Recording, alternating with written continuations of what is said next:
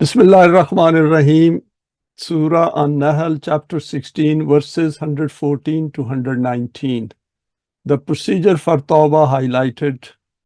And these are the references. And this is our contact in case there is any question, query regarding this presentation or any of our past presentations or on any other issue as well. Just leave a message on this WhatsApp number. Thank you. Recap of verses 106 to 113. Only that is called Iman as per the Quran, which is accepted willingly after knowing the paths of Haqq and Batil. However, even after accepting Iman, one can give it up and take any other path in life. It is human choice and there is no compulsion placed on this choice. This is an important point which we covered last time, that it is human choice which takes priority.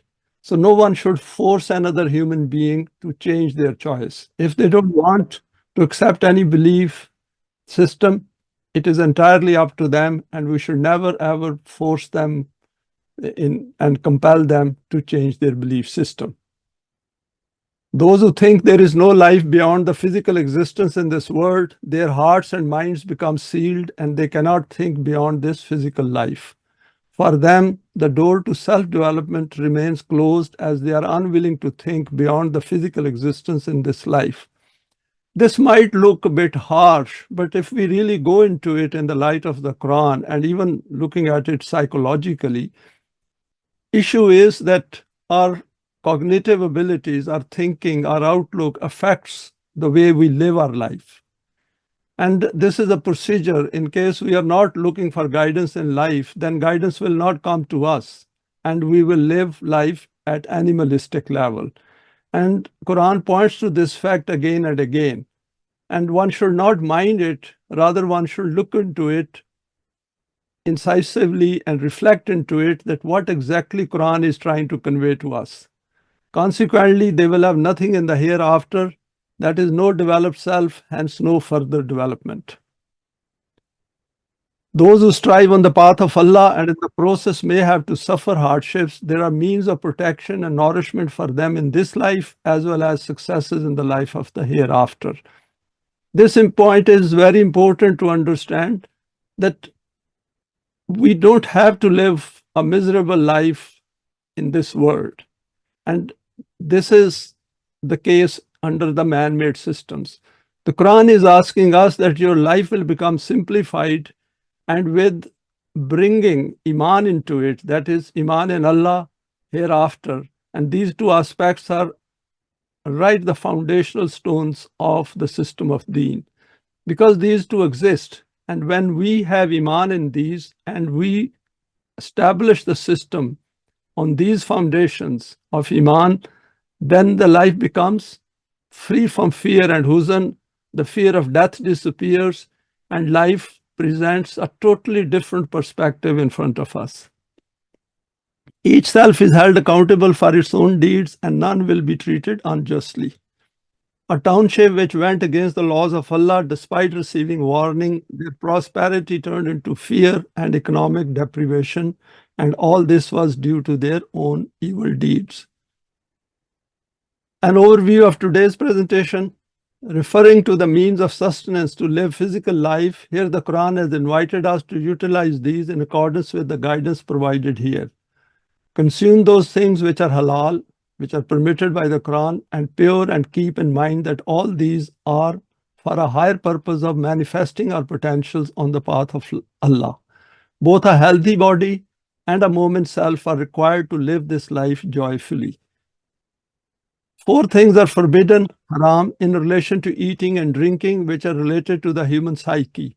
And as far as their physical utilization is concerned, if the need arises, that is, under exceptional circumstances, these can be consumed, but guidelines are to be kept in mind all the time.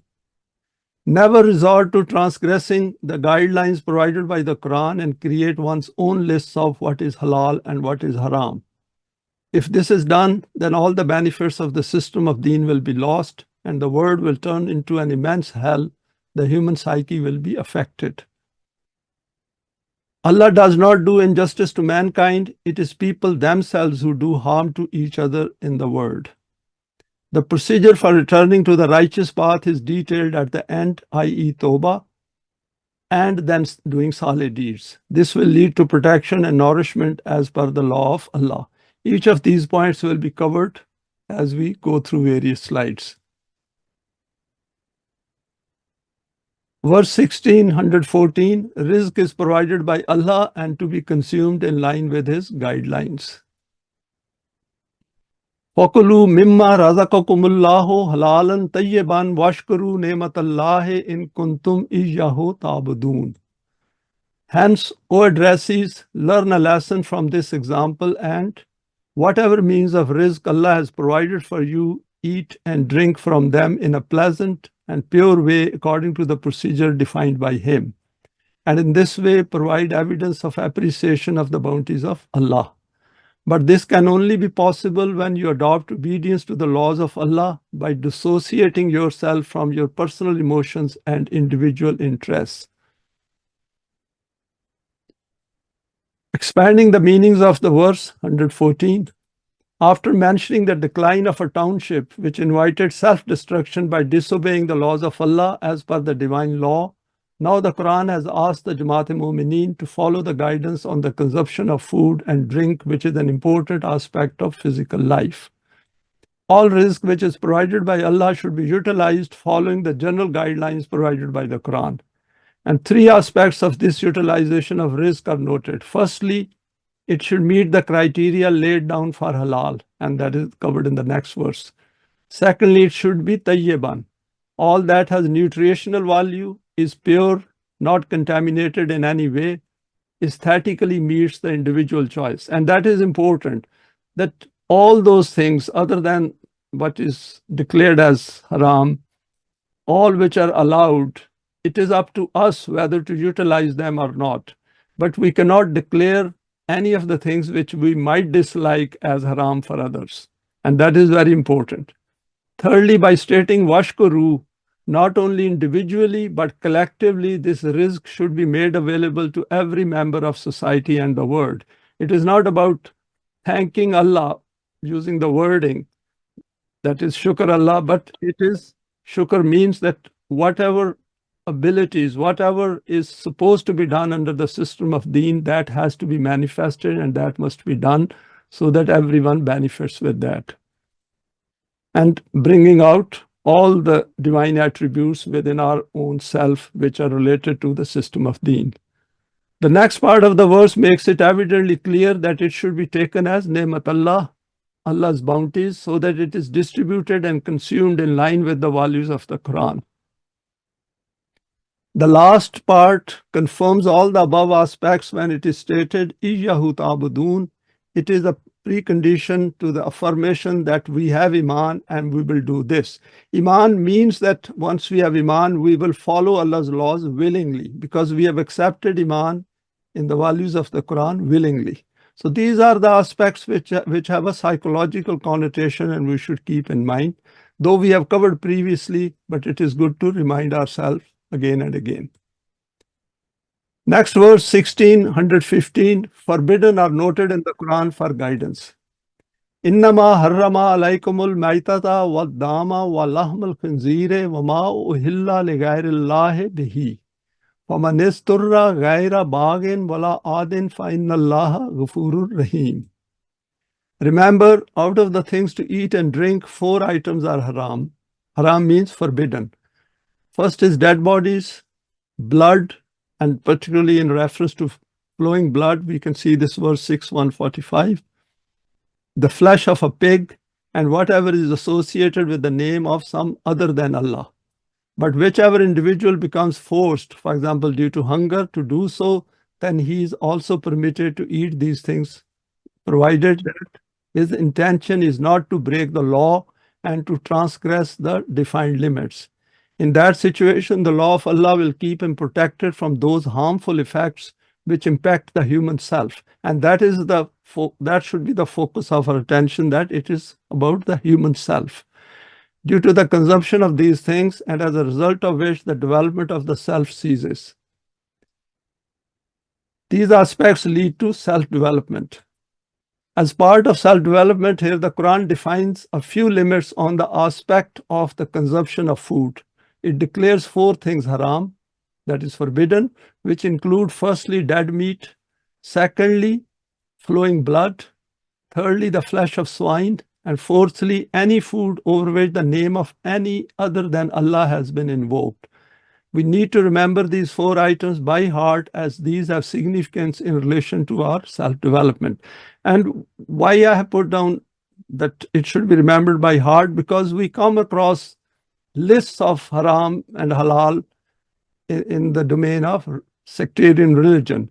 And if we remember this, then we can counter it and tell people that this is what the Quran has declared as haram. However, interestingly, despite declaring these to be haram, the Quran has made an exception in the case of some such situation where, for example, for the purpose of saving life, we may have to consume any or all of these in order to survive. This means that forbidding these is not related to any harm to our physical body. Otherwise, the Quran would have pointed to this aspect. And this is very important, that Quran has made an exception and not pointed out that by this exception, no harm will be done to the physical body.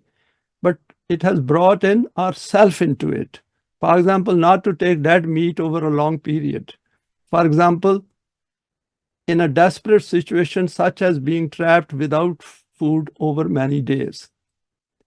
Here we need to look at the psychological aspects of their consumption. The Quran addresses those who have accepted Iman and thus have given a new psyche to their self, i.e. their outlook, vision, insight, conduct, and whole character become transformed. So that is the important point, because this is addressed to Momin. That means the system of Deen has started to take shape. And Deen, the system of Deen, within those confines, these things have great significance. And that is the point we should keep in mind as we go through these slides. Continuing with some more comments on this verse 115. Generally, human beings do not go near dead animals, but by forbidding their consumption, the Quran has asked us to stay away once and for all and make it a part of our psyche. Regarding blood, the Quran has made it clear not to consume it as a liquid. For example, to drink it. And we know that in certain religious rituals, this is a possibility. In fact, some of these things are carried out secretly by people who belong to some kind of secret organizations. Blood being left on the meat of an animal is not an issue, as some of it is simply unavoidable. But consuming blood as such has many associations in human ritualized practices. Regarding the consumption of swine, which is pork, this is also related to the human psyche. Pig head, pig, and swine are used as derogatory terms in human society for a fairly long time. This has psychological connotations, and here the Quran has possibly referred to this aspect. For example, in verse 145, I've just taken part of this verse. O lahma khanzirin fa innahu rijsun aw fiskan. 2 terms are used, rijsun aw fiskan, and we can look into Lughatul Quran. These do have psychological connotations. Or the flesh of swine, for it is rijs and fisk. The word rijs has been used in relation to not using intellect, also those acts which affect human eminence, while fisk is related to falling outside the defined pattern. That is the pattern defined by the Quran for human beings. We should keep in mind that the focus of the Quran is on the development of the human self. And that is the important point, that if we look at whole of the Quran, its focus is human self, because when human self changes, the outside world also changes. And that is where the focus is, which has to establish the system of Deen, and it must acquire all those traits which manifest divine attributes, any hindrances to be removed. And those of us who can read Urdu, Mutalibul Furqan by Allama Parvez, volume 3, he has discussed it under verse 173 of Surah Al-Baqarah in detail. Now, continuing on this verse 115, regarding Jews, see verses 6145 and 4160, it appears that they were punished with extra haram things in relation to food. What I've done is I put it under inverted commas. If we look at these verses, it looks as if Allah has punished them, whereas they punished themselves by going outside what was prescribed by the Quran. It is in reference to Jews themselves by including these additional things as haram, and Allah has declared it to be a punishment imposed by them on their own selves. Allah has related to himself, and we know that in a number of verses Allah relates human actions to his own self, and which means that according to his law. The same is the situation with the Muslims of today, who are suffering by resorting to transgressions of every kind, and this can be checked using the Quranic criteria. Very important point for us to look at the state of the religious sectarian Islam, that because of these things, by resorting to these transgressions, their psyche has changed. And this psyche can never, ever come together in the first place. That is why sex will stay. And second is, they will be able to establish the system of Deen, because they simply do not possess that psyche which is required for establishing the system of Deen. In fact, before establishment, the understanding they cannot acquire in the first place. The last point is also related to the human psyche. Something which is sacrificed or cooked in the name of other than Allah and consumed knowingly has a serious impact on a self which is aiming to become eminent for a very high purpose of life. In terms of food, there is no difference whether Allah is attributed to it or not, but it plays a role in acquiring higher consciousness together with other values of the Quran. This aspect is essential to motivate for the establishment of the system of Deen. Because once we have Iman in us, then anything which is attributed to some other deity or deity other than Allah, the Quran over here says that it will impact your psyche. If you know about it, that it was attributed to some other deity other than Allah, and you consume it, then obviously you're not taking the system of Deen seriously, and you're not taking the development of your own self seriously. Some more reflections on this verse. The verse then concludes with two divine attributes, فَإِنَّ اللَّهَ غَفُورٌ رَحِيمٌ, i.e., understanding this aspect of halal and the provision for exception will lead to protection and further growth and development of the Momin self. How will this take place? As we know, the Quran is helping us to educate and train our psyche in order to deal with the issues and problems arising in the world under the man-device systems. Unless clear lines of demarcations are drawn, the human psyche remains confused at every crossroad of life regarding making the right choice. And this is important because we have to make choices continuously, and especially under the man-made system, because under the system of Deen, things will be streamlined, and we might be able to avoid some of these things and these transgressions, temptations towards these transgressions. But under the man-made system, there is onslaught of every kind of wrong from every direction. So these things strengthen our psychology, our mind, our thinking, and we remain focused. And we know that if we go against these lines of demarcations and go outside them, then forget about the system of Deen. We will be just living our life within the man-made system. For example, as a beneficiary of the man-device system, we can easily become satisfied with the existing state of applying outside the domain of Deen. Having recognized clearly the Quranic injunctions and their importance in the development of the self, this will provide us total trust and confidence on this path, as we know that this will lead us to that success which Allah has defined clearly and emphatically in His book. And we have seen through this work of ours that it takes time. It is not, as I said previously as well, that it is not an overnight change which takes place within us. We have to rationally think through these things and then convince ourselves. If we are not convinced about these things at any point in time, then we should make an effort to convince ourselves through evidence. And what can be the best evidence? That is the change which takes place within our own self. Regarding halal and haram, the criteria has been laid down, and we should reject everything which falls outside this criteria. And we should be very firm about it, because if we do not, then our self will stop developing. It will come to some kind of a stop. Next verse is 116. Never mess with the forbidden noted in the Quran. It will cause severe self-harm.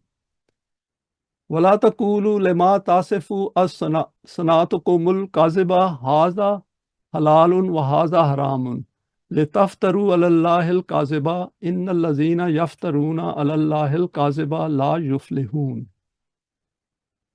The meaning is, and see to it, do not do this, that whatever false matter comes on your tongue, you express it without any hesitation, and just assert for no reason that this is halal and this is haram.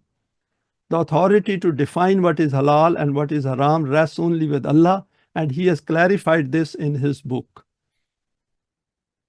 After this, fabricating lists of what is halal and haram from your own side is leveling a falsehood against Allah.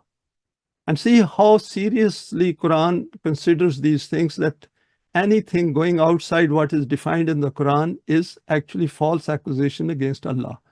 And those people who invent falsehoods against Allah, they can never become successful. And we can see that state across the world, and particularly in the Muslim world. Further reflections on this verse, 116.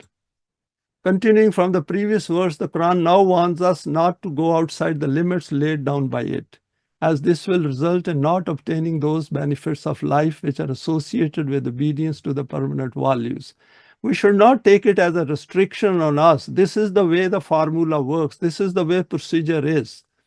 And this is for our own benefit. And the best way to judge whether it is beneficial to us or not, follow this path for some years and see whether it brings that big change within our own self or not. Anything which is not declared haram by the Quran and is included in this by us is tantamount to transgressing Allah's decree and curtailing human freedom, which is meant to be given to people as a right. When the Quran laid down the condition of the fact that no human being has the right to ask another human being to obey his orders, then it defines the freedom which is required to be employed by human choice and intent in this finite physical life. Here Allah is asking us to use our words carefully within the domain of the permanent values, so that we do not misguide anyone, including our own selves. Because when we try to misguide others, we are actually misguiding our own self as well. Is a part of that whole process of doing things in the world. Telling something which is not in line with the laws of Allah has an adverse impact on ourselves. People who resort to this kind of behavior and conduct not only ruin their own lives, they fail to even think about the system of Deen and hence turn this life into hell for everyone. Analyzing the state of our psyche is important. Continuing with verse 116. What is noted in this verse, we see it being manifested in the world of religions across the world. All the sects under the banner of Islam in today's world are based on numerous such aspects which are in clear transgression against the permanent values of the Quran. The human psyche, which is the abode of all false beliefs and ritualized practices, can never think of creating balance in the outer world. I gave it a lot of thought before putting in this sentence, and we can see that in the light of the Quran, that how these false beliefs and ritualized practices affect our psyche and prevents people from coming to the pure Quran and towards the system of Deen. Inner dissonances and proclivities to differences through prejudices, jealousies, selfishness, egoism, hate, anger, all these negative emotions are the ones which create these problems. Prevent such psyches to think of a higher goal in life for the good of others and for mankind. Simply, we cannot think of a higher goal in life if we are living with these kind of negative proclivities, because these prevent us from thinking on a wider issues of life. It simply does not have the ability to do so. We see this being displayed across the world at all levels. All humans, by being born equal and possessing intrinsic respect and dignity bestowed by Allah, have no reason to resort to creating conflicts, wars, chaos, and tyranny in the world. And those who create these wars, conflicts, tyranny, and all these imbalances in the world we should take it from the Quran that they possess all these limitations with which they were born, and they were not willing to overcome these proclivities and inclinations. Children born on the same day on two sides of a land border, drawn by human hands, become alienated to each other. Why? It will be the duty of Jamaat-e-Momin to remind mankind on a continuous basis about these important concepts of life. And of course, they have to come to grips with these issues themselves first, because they have to transform their psyche into a Momin psyche and then strengthen it through solid deeds. Let us go to the next verse, 16:117. Keep reminding ourselves regarding the finite existence in this world. Mata'un qalilun walahum azabun alim. They will certainly acquire some paltry benefit from resorting to such acts, but ultimately there is a severe chastisement in store for them. Very short verse at the end of this, after declaring haram, and then, of course, previously looking at the state of a township which had gone wrong. And there is a lot in this verse. Further elaboration of the verse 117. We do not need to think very hard to know that our physical life in this world is finite and short, and we need to question our existence. If we do not, then we will live a meaningless life, which will only create problems for us as well as in the world. And I have put inverted commas on this meaningless, because people do have meanings, but their meaning, the meanings they give to their life, ends with physical death. As we said previously as well, if we ask anyone who's not understood the Quranic message and is not on its guidance and does not possess Iman, ask them about that, how do they define success, and we will see that all their success is related to material successes in this world. And deep down, they have this conviction that the life will end with death. And that is why most of them say, this is the only life I have. Here the Quran has pointed to a fact about human life, which is compared to a journey for which we take the minimum required to get through the journey. And mata means something which we take for a journey, minimum required for that journey. And Khalil means, of course, the short duration. And Mata'un Khalil will, hereby terming it as Mata'un Khalil, that means of sustenance which is enough for the journey and is not going to be unbearable. It points to both the physical life and its finite duration, as well as to the means of sustenance. It includes the element of nourishment too. The means of sustenance have this implicit in it. Here the Quran has warned us that we need to be fully conscious of our deeds as we are accountable. And the outcomes will be before us after this short stay in this life ends.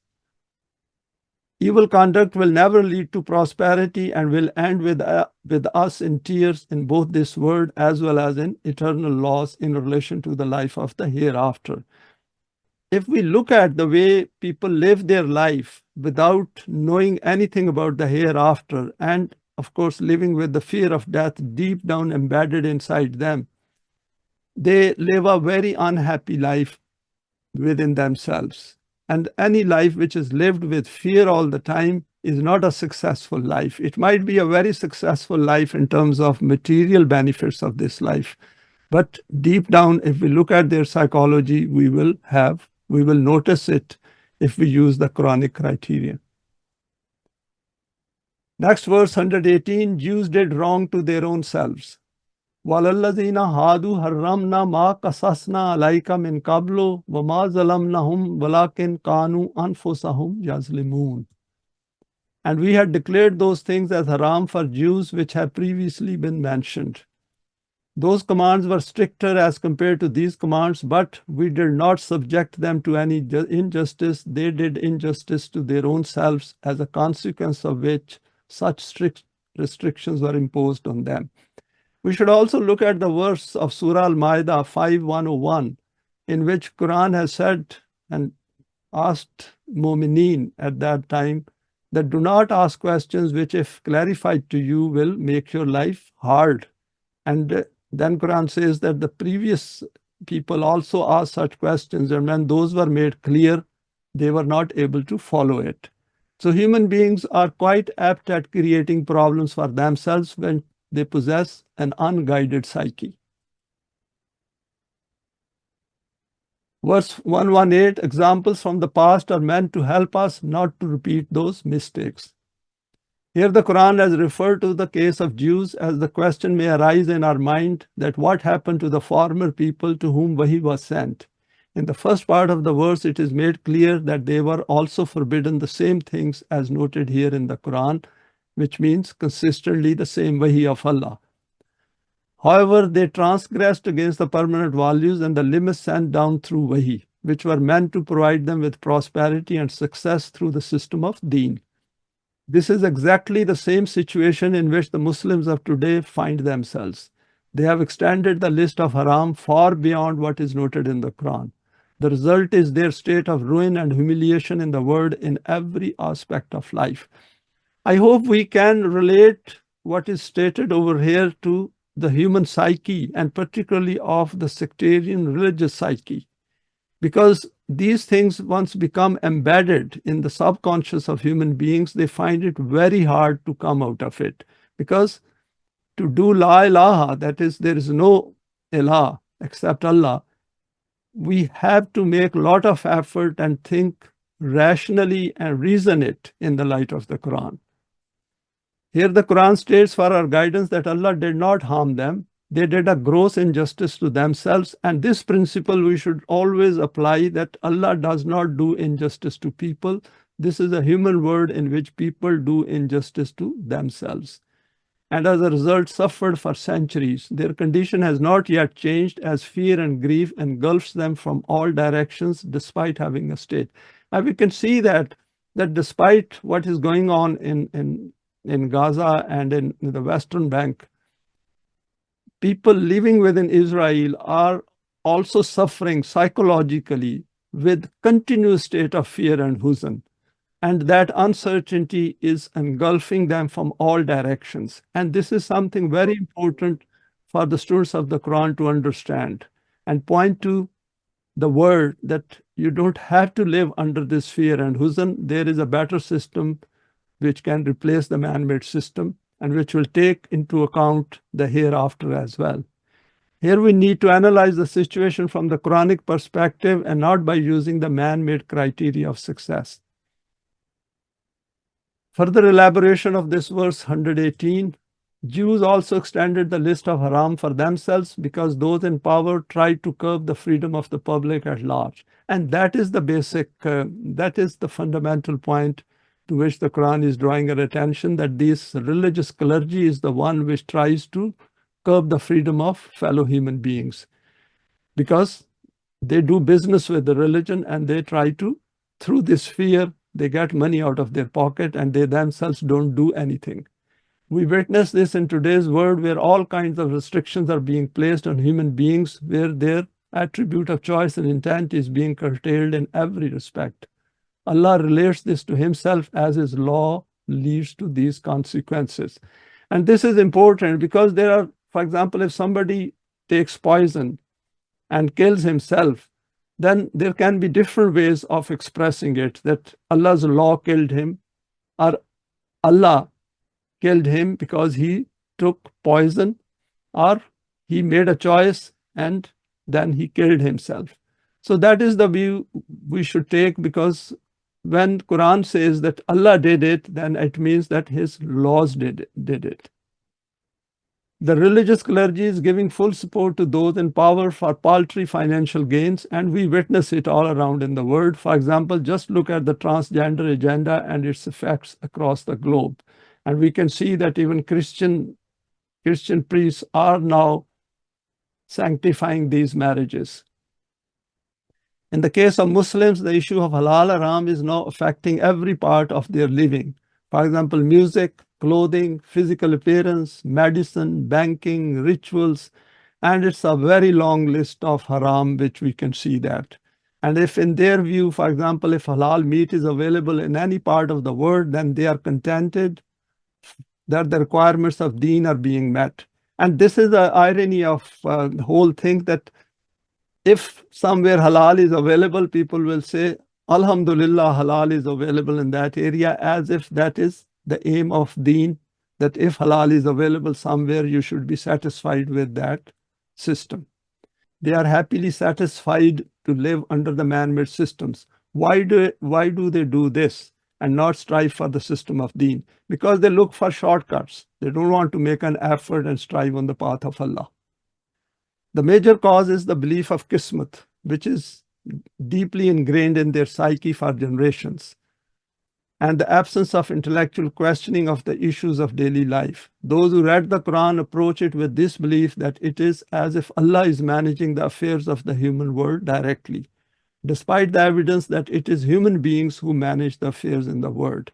And this is this state of psyche, with this state of psyche that Allah is managing the affairs in the human world, we can never ever acquire that psyche which can establish the system of Deen, because we are passing our responsibility on to Allah rather than taking responsibility for what He's asking us to do in this life.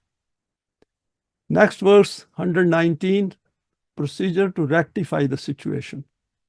Summa inna rabbaka lillazina amilu suwa bejahalatin summa tabu min ba'de zalika wa aslahu inna rabbaka min ba'deha la ghafurur rahim. This occurred because they had made law breaking their habit, and whoever does this will definitely be punished for it. However, those people who commit some folly due to their own ignorance and after that, on realization of this, immediately retrace their steps to that same point from where they had stepped in the wrong direction, and in this way reform themselves, then after that the law of your Rabb will also keep them protected from these harmful effects which had been created due to taking this wrong step. And He will also keep their development ongoing according to the law. Very important aspect covered here, applying it to today's word, verse 119. Continuing from the previous verses, here the Quran tells us that whatever has happened in the past and is happening now can be addressed effectively if we pay attention to the Quranic values and principles. No one is consigned to permanent hell in this world if the time of respite has not yet expired. Unlike a Christian concept or belief that no child is born without sin, that is the initial sin of its parents, the Quran gives hope. Quran lays down the procedure, and whatever one has done wrong in the past, and once coming to its guidance, its procedure is that you go back to the same position where you made the mistake and then take the right path as defined by the Quran. In our case, it seems that we still have time to reverse the trend of the law of requital in the world. Why do we say that? Because every major cause due to which former nations became destroyed, we witness all of these existing in today's world. Despite this, the realization is growing across the world among the general public that their governments are corrupt and not working in their interest. This appears to be in line with the verse, Yawma yakumun nasu li rabbil alameen, an era in which mankind will rise for the rububiyat of the world. Maybe this is the time for this revolution. I put a question mark here, and we should keep looking at it and keep gathering evidence. Why not think on these lines? And this gives us hope that this world is likely to transform into a better world given more time. And during that time, we should be ready with the psyche, with that psyche which the Quran is asking us to acquire, so that we can present the system of Deen to people who are looking for guidance in life. Here the Quran has said that the moment we realize our wrongs which are done in ignorance and wish to mend our path, there is a provision for rectification in the laws of Allah. What should we do?